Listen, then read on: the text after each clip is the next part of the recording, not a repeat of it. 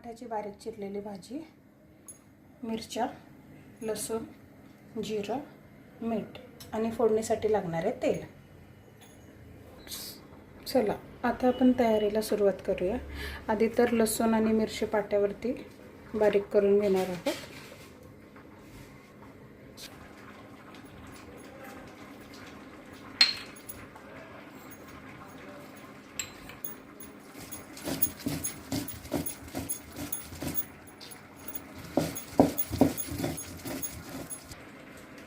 हे पहा, आपलं लसूण, मिरची आणि जिऱ्याचं वाटण तयार आहे. हे वाटण करतानाच मी याच्यामध्ये मीठसुद्धा घातलेलं होतं. आता आपण पुढे फोडणीची तयारी करतोय. गॅसवर कढईत आपण ठेवतोय.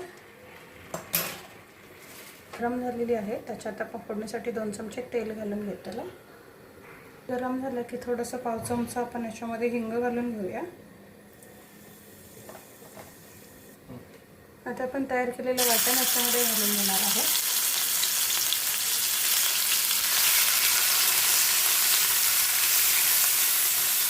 हळद टाकायची आपल्याला.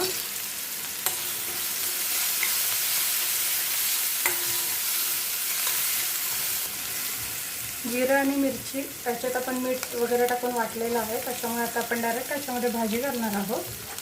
त्या भाजीला जास्त काही गरज लागत नाही कोणत्या पदार्थांची, ती अशीच छान होते.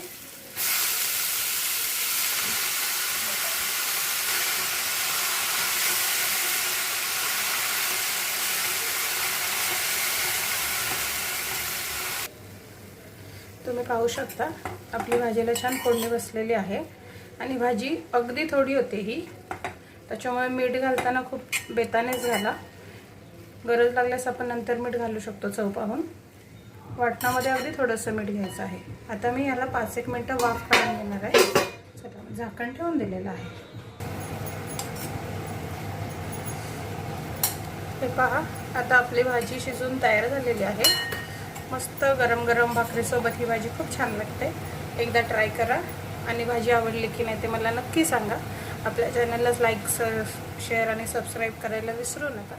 Thank you very much.